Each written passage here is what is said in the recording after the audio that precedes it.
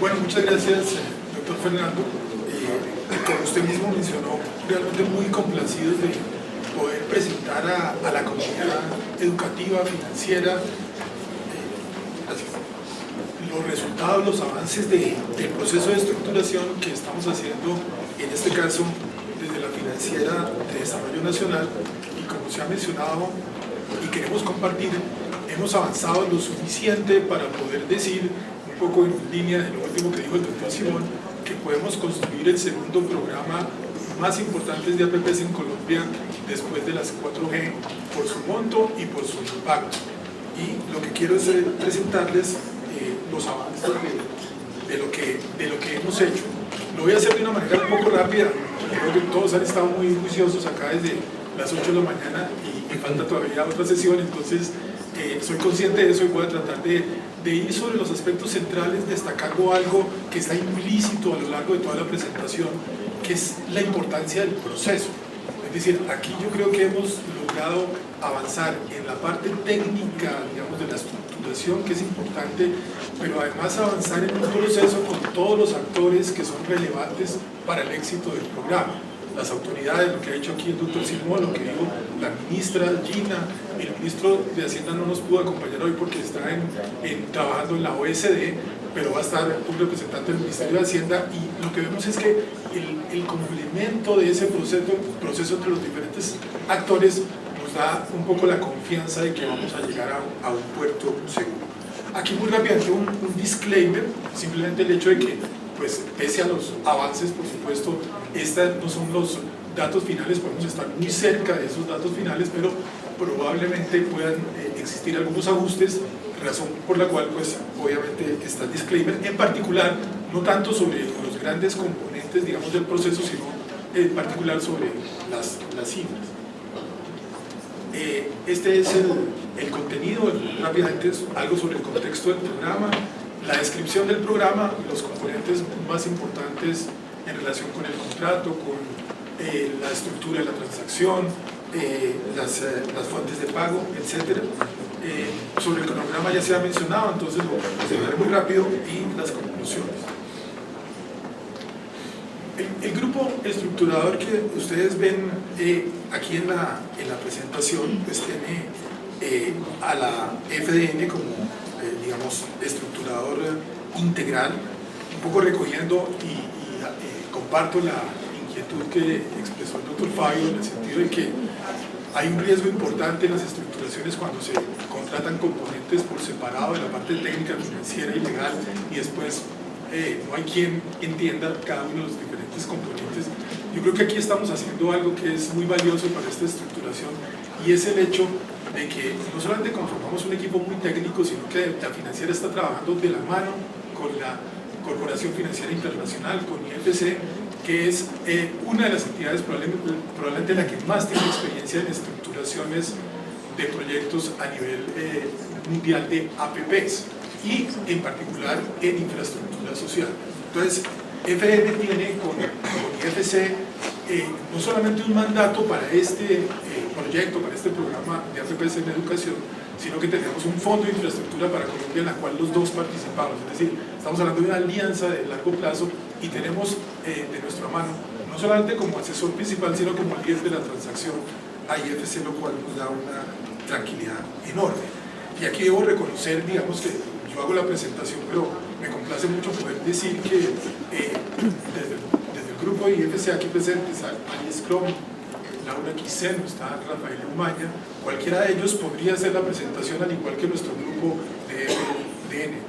Está Laura Otero, está Fernando Álvarez, Judy Munar, y más allá de eso, incluso, que creo que también es destacable, no solamente el grupo estructurador, sino incluso desde el propio Ministerio de Educación, muchos podrían entrar en el detalle de la presentación que yo voy a hacer, que lo cual indica que hay un conocimiento enorme, no solamente desde el grupo estructurador, sino de quien es el líder natural del proyecto desde el punto de vista sectorial, del conocimiento de lo que estamos haciendo y, por lo tanto, la capacidad de llevarlo a cabo. Y en ese sentido, debería mencionar que el viceministro Víctor Saavedra, la doctora Ángela Henao, el propio doctor Fernando Rojas y Juan Pablo Ayala, cualquiera de ellos podría, de pronto, con mejor conocimiento y detalles que yo, poder presentar lo que estamos haciendo. dentro de este grupo estructurador tenemos igual líderes dentro del negocio de APPs a nivel mundial, como grupo técnico estructurador como Bob McDonald. Están los detalles, digamos, del número de proyectos que ellos han realizado a nivel internacional, el socio local Euroestudios, y como asesor legal una firma que es probablemente también la más representativa acompañando al sector público en las estructuraciones, que es Duranio Sol. Aquí una mención muy rápida, pero creo que es relevante para entender el papel del estructurador.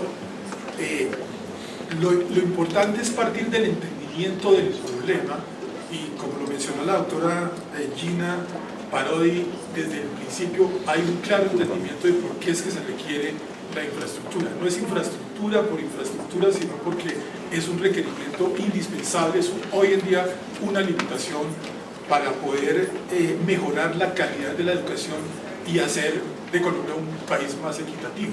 Entonces, nosotros como estructuradores, lo primero que tenemos que hacer es tener claro ese entendimiento, si ese entendimiento es nuestra labor como estructuradores, y debo decirlo como banca de desarrollo, es decir, con una visión muy de largo plazo, ver si ese entendimiento es el correcto y ver si lo podemos desarrollar a través del esquema en que nos piden que lo desarrollemos. Esto implica que nosotros hacemos una labor inicial previa de análisis antes de entrar en un contrato, en este caso como lo hicimos con el Ministerio de Educación. Nosotros estamos trabajando desde junio, Fernando mencionó, ellos están desde junio del 2015, ellos estaban trabajando desde antes, obviamente, en toda la estructuración de lo que era el programa como un todo. Y para nosotros era fundamental poder determinar desde un principio si esto como APP hacía sentido o no.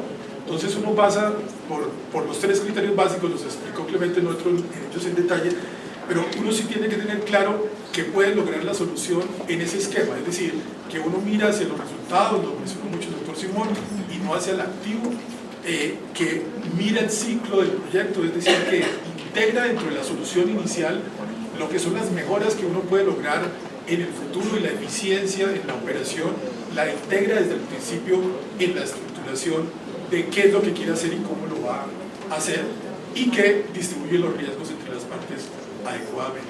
Si uno no logra eso, pues no debería entrar en una APP, y nosotros hacemos un chequeo inicial. Pero más importante de ese chequeo inicial, obviamente, es que a lo largo de todo el proceso uno vaya haciendo el chequeo con quien también debe hacerlo. Es decir, el cliente tiene una necesidad, uno debe ayudarle a proveer la mejor solución, la más eficiente, pero esa solución pasa, si estamos hablando de la alianza público-privada, eso pasa por mirar con los privados si los proyectos se pueden estructurar adecuadamente para que ellos participen. Entonces, uno no podría avanzar si no tiene en cuenta que las condiciones de la estructuración tienen que ser atractivas para el sector privado en términos pues, de la rentabilidad esperada y de las condiciones que se le exigen a ese privado, que determinen que el proyecto finalmente, como se dice, sea bancable, es decir, que pueda ser financiado por los privados más allá del capital que los sponsors tienen que incluir desde un principio. Entonces, esa es la labor de la asesoría, eso es lo que nosotros estamos haciendo como FDN en compañía de IFC. Voy entonces a los aspectos generales del programa, y como ya se han mencionado algunos otros aspectos, pues no entro en el detalle. ¿Cuál es el enfoque que nosotros tenemos? La entidad contratante es el Ministerio de Educación. Hay una participación de entidades territoriales sustancial, importantísima, pero en este caso el concedente es el Ministerio de Educación directamente. Lo otro es que organizamos paquetes, es más claro en el caso nuestro, digamos, que hablamos de un departamento y 3 municipios, bueno, distritos y municipios. Entonces nosotros armamos un paquete que sea suficientemente atractivo, ya muestro las cifras de cuántas instituciones educativas hay en cada paquete. Lo otro es que estandarizamos un contrato, hemos avanzado en unas condiciones contractuales que permiten que ese contrato pueda ser replicable en siguientes olas.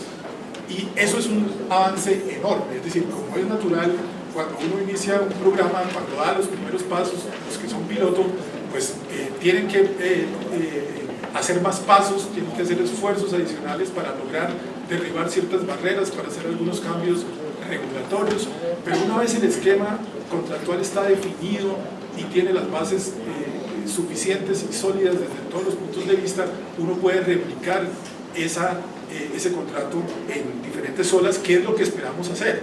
Allí la restricción, hay que decirlo claramente, es la capacidad del gobierno nacional y de las propias entidades territoriales de las vigencias futuras de su capacidad fiscal. En la medida en que hubiese un poco más de capacidad fiscal, claramente podríamos hacer un programa todavía mayor en una segunda y tercera ola. Estas son las cifras. Es probablemente pues, algo que destaco pues, por su importancia.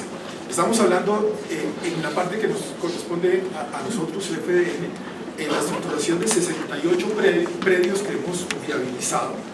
Y aquí hago una anotación que me parece importante. Si bien hablamos de un programa, nosotros ese programa pues, no es un paquete macro, es finalmente la suma de proyectos de instituciones educativas individuales, los cuales en conjunto hacen ese programa. Entonces, nosotros hemos a esta altura ya hecho una claridad jurídica de las condiciones de los predios que son objetos del programa, y estamos terminando los estudios de suelos y los estudios topográficos, es decir, estos predios se entregarán al concesionario en la ubicación con una claridad absoluta en términos jurídicos y técnicos, lo cual obviamente reduce de manera importantísima los riesgos del programa y permite avanzar muy rápidamente en la construcción. Entonces estamos hablando de 68 predios, 1022 aulas nuevas, cerca de 2000 aulas en total, cerca de 77.000 estudiantes beneficiados, 651.000 metros cuadrados que son objetos de construcción, y un CAPEX aproximado de 1.100.000 millones de pesos, reitero, en lo que nos corresponde a nosotros. Aquí hay una presentación específica, no voy a entrar en el detalle, pero simplemente quedan las referencias de qué se postuló, los predios que se viabilizaron, es la misma información para cada una de las entidades territoriales, cuáles son las aulas nuevas, las que son para jornada única, los alumnos beneficiados. Destaco aquí un par de cosas en cada uno de los proyectos. La combinación entre qué son obras nuevas, es decir, que se construyen de cero, desde un lote, digamos, nuevo que está a disposición, de lo que se llaman reconstrucciones totales, es decir, que suponen demoler alguna infraestructura existente y construir en esos predios una vez se han demolido las construcciones que están actualmente. Y otras que son de un trabajo de intervención un poco menor, que son reconstrucciones de carácter parcial o mejoramientos. Entonces, esa información, repito, está detallada predio por predio para cada una de las entidades territoriales y para cada una de las instituciones educativas.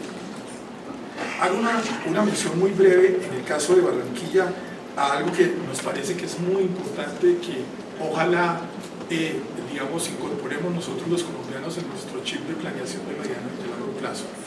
Nosotros tenemos un problema enorme en los municipios en relación con los predios que están disponibles para obras de carácter institucional. Hay una limitación enorme, no solamente lo hemos visto en este programa, sino en otros. Eso significa que hay una deficiencia enorme en la planeación de nuestras ciudades, y lo que existen son, por sesión o por diferentes instrumentos, la posibilidad de tener unos predios que no necesariamente son los predios mejores para cierta infraestructura.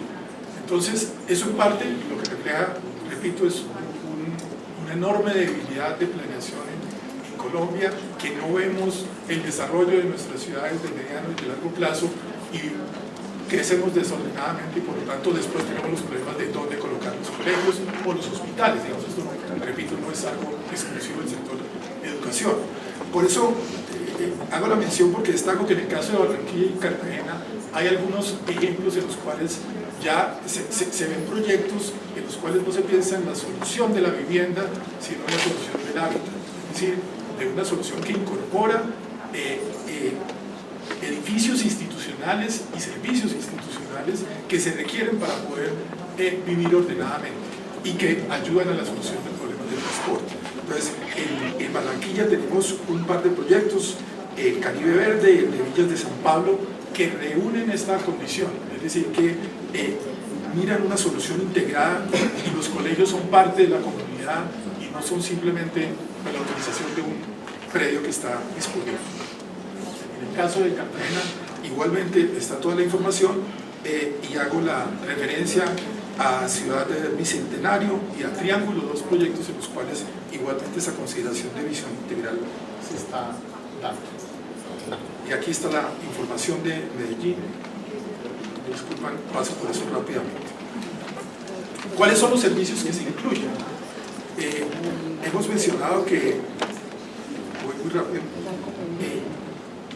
que eso se trata de una solución. Entonces, no es solamente la construcción de la obra de infraestructura, sino de prestar unos servicios de manera integrada, de tal forma que el sector público se concentra en lo que le interesa más, que es la prestación del servicio pedagógico, y que los privados contribuyen en la solución de la prestación de servicios que sirven como apoyo, pero que no son el centro de la prestación del servicio. Entonces, dentro de la APP estamos incorporando mantenimiento mayor y periódico de áreas internas, de áreas externas y los servicios de alimentación, dotación, conectividad y gestión de servicios públicos, seguridad y aseo. El único servicio, como se mencionó, que no está incorporado es el de transporte. No entro en ese detalle que es el de cuáles servicios se incluyen. Aquí tal vez destaco los valores de los OPEX por año, es decir, del valor que vale la operación de esos servicios, incluyendo el mantenimiento anual. Tal vez acá también puedo pasar muy rápido. ¿Cuáles son los pedidos que se toman entre la adjudicación y la entrega de predios? ¿Cuánto se espera que sea la construcción? Un máximo de 2 años, en la medida en que el contrato incorpora el hecho de que se pueda pagar o se empieza a pagar la disponibilidad desde que los colegios están listos, hay disponibilidad de la infraestructura. Eso estimula, como veremos en el caso de Brasil, a los privados obviamente a entregar más rápido las obras, y el hecho de que se paga una disponibilidad anual hasta la reversión de la infraestructura al cabo de los 20 años a las entidades territoriales. Sobre la estructura de la transacción, simplemente comentar que esto, sin entrar en el detalle, arranca de la conjunción de la nación con la entidad territorial. Si no hay la conjunción de intereses, de propósito entre la nación y las entidades territoriales, obviamente un programa como estos no se puede desarrollar. Y ya se mencionó que afortunadamente ha habido la suficiente continuidad con las nuevas administraciones para que el programa siga adelante. No menciono tampoco el tema del contrato de estándar en el detalle, simplemente mencionar la gran ventaja de tener un contrato estándar nuevamente es el hecho de que no están compitiendo paquetes unos con otros en condiciones diferentes. Las condiciones son jurídicamente y financieramente las mismas, lo que cambian son los aspectos técnicos de qué es lo que cada uno de los paquetes tiene, porque las intervenciones en cada colegio, en cada institución educativa son diferentes. Muy rápidamente esto, ¿qué es lo importante finalmente para que la transacción sea exitosa?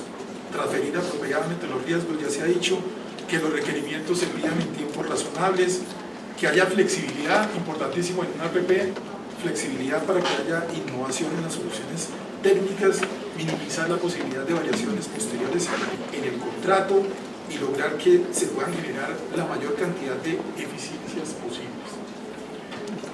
Acá menciono las cifras, quedan como referencia, en la medida en que por diferentes disposiciones legales la combinación del MEN en la inversión y lo que aporta la entidad territorial son distintas. Entonces, por esa razón, lo que le corresponde a cada una de las entidades territoriales como participación en el pago del programa anualmente es diferente.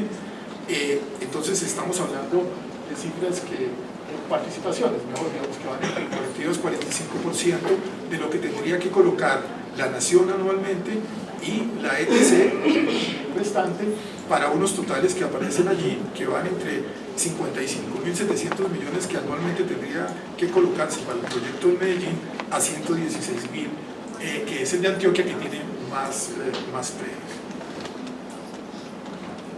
Termino en 2 minutos, en 1 minuto. Distribución de riesgos. Se ha hablado mucho de eso y esta es una forma concreta de mostrarlo. Es decir, aquí lo que uno ve es sobre diferentes tipologías de riesgo, cómo es la distribución entre uno y otro. Esto obviamente es una presentación, entonces de hecho pues no contiene todo el detalle de lo que va a ser el anexo de la distribución de riesgos, que como comentó el doctor Gaviria, se va a llevar al COMPES durante el mes de junio para su aprobación, que son el análisis de riesgo específico del sector educativo y que sirve de referencia para el futuro. Entonces, allí de lo que se trata es de mirar cuáles son los que debe cada uno de ellos asumir y cuáles por su naturaleza son de riesgo compartido, y cuáles son las diferentes condiciones mediante las cuales uno u otro se disparan en la cascada de riesgos. Por razones de tiempo pues no entro en el detalle de esto, que es muy importante. Habrá oportunidad seguramente de mostrar esos detalles más adelante, que es, como se ha dicho, lo importante aquí es el servicio. Entonces es crítico, que es un anexo del contrato, cuáles son los indicadores de desempeño que se espera que cumpla el concesionario para que pueda recibir la remuneración que está pactada. Entonces hay todo un anexo en el contrato en el que se definen cuáles son esos indicadores de desempeño, cuáles son los niveles que son aceptables, cómo se castiga el hecho de que esos indicadores no se cumplan, cuáles son los tiempos para que esos indicadores puedan regresar, digamos, a niveles de normalidad. Aquí hay alguna explicación de eso que no la hago por las razones de tiempo. En el cronograma igual creo que hemos dicho varias veces esto, entonces lo único claro, y la ministra nos lo notifica hoy nuevamente, tenemos que avanzar todavía más rápido. Llego a las conclusiones entonces. Yo creo que hay que destacar que para un programa de esto realmente ha habido un avance muy importante en un lapso de tiempo relativamente corto. Si uno lo compara con otros programas, y no es por hablar mal, porque es que estos programas son muy complejos, hay muchas condiciones, muchos elementos en una transacción de esta naturaleza. Entonces, poder lograr tener ya un 90-95% de la estructura de la transacción en menos de un año realmente es un avance muy satisfactorio. ¿Qué nos falta? Y se mencionó que, por fortuna el doctor Simón lo mencionó como prioridades del gobierno nacional para los meses de junio y julio: ampliar el cupo APP para educación, aprobar el COMPES de distribución de riesgos y lograr con el Ministerio de Hacienda las evidencias futuras de la Nación y con las entidades territoriales las evidencias que les corresponden. ¿Qué nos da tranquilidad a nosotros, al menos la suficiente, de que vamos a lograr el éxito? El hecho de que hemos venido trabajando de la mano con el líder del proyecto del Ministerio de Educación, con las autoridades, con las 4 entidades territoriales, con un trabajo muy detallado, muy permanente, y que las autoridades nos están apoyando para que esto salga adelante. Es claro que sin el apoyo de Planeación Nacional, sin el apoyo del Ministerio de Hacienda, un programa como esto no se puede llevar a cabo, y por fortuna ellos nos acompañan como equipo. Y confiamos en que esos avances, esa estandarización, el abrir el camino con este programa nos permitirá, ojalá muy pronto, poder avanzar en una segunda ola y contribuir, como se espera finalmente, lo recojo, con cuál es el problema. Finalmente esto lo veremos, ojalá pronto, en mejores resultados en la calidad de la educación, y que nuestros niños en el futuro tengan mejores oportunidades de vida. Muchas gracias.